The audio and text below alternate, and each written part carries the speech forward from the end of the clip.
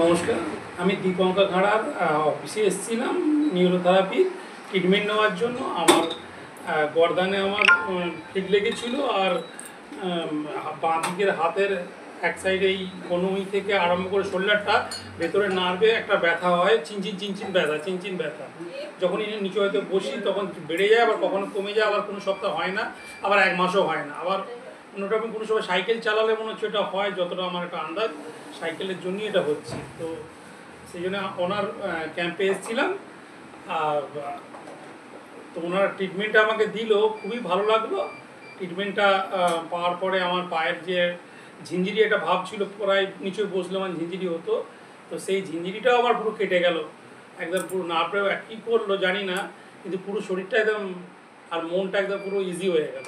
যে মনের মধ্যে যেটা মানে ক্লান্ত ভাব সেটাও একদম আউট হয়ে গেল। খুবই ভালো লাগলো আপনাদের ট্রিটমেন্ট। ধন্যবাদ। ধন্যবাদ।